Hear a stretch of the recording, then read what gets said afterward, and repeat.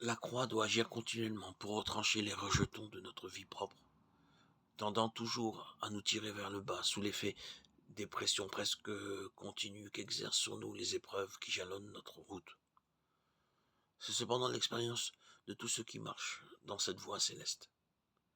Il demeure bien vrai que parfois nous voudrions échapper à toutes ces situations douloureuses.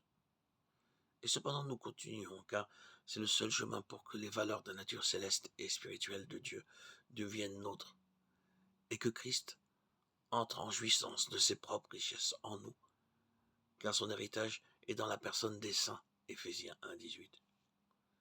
Il doit y avoir en nous le sens d'une haute destinée, et celui d'un choix dont nous avons été l'objet de la part de Dieu en relation avec son dessein éternel, d'une responsabilité pour laquelle Dieu nous a appelés.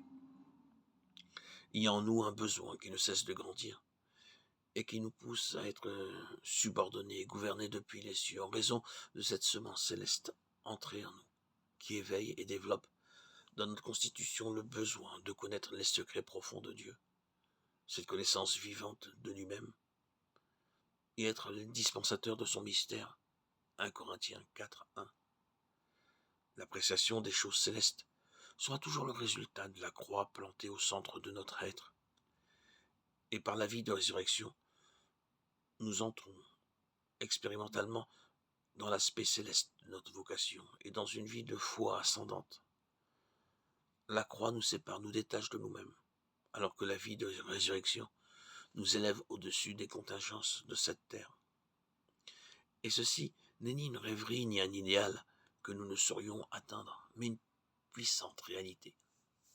En effet, la parole de Dieu nous rappelle que Dieu a parlé depuis le ciel, et bien qu'il soit venu en Christ sur cette terre, il est remonté au ciel, et c'est depuis sa demeure qu'il gouverne et conduit son Église par son esprit.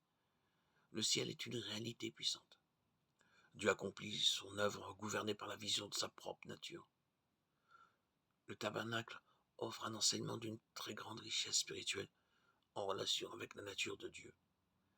Et ce qui apparaît, c'est son exigence formelle, au suivi du modèle révélé et l'exclusion absolue de l'homme quant à toute tentative d'ingérence. Les déclarations par 9 fois répétées, comme l'Éternel l'avait ordonné à Moïse, expliquent la présence de la nuée de l'Éternel et la gloire de l'Éternel, remplissant le tabernacle et plus tard le temple, Exode 40:34, Chroniques 5:14-2. La réalisation du tabernacle et sa parfaite conformité à la révélation, c'est grâce à l'onction. En effet, bien que ce soit des hommes comme Betsalel et Oholiab et d'autres qui aient exécuté les travaux, ils n'ont été que des vases. Leur habileté, leur intelligence et leur sagesse dont ils firent preuve procédaient de l'onction, qui exclut et met l'homme entièrement de côté quant à toute l'initiative. Exode 31:1. L'homme n'était en vérité pour rien dans ce qui avait été réalisé, pas plus qu'il ne le fut lors de la création, puisqu'il a été lui-même le produit du Créateur.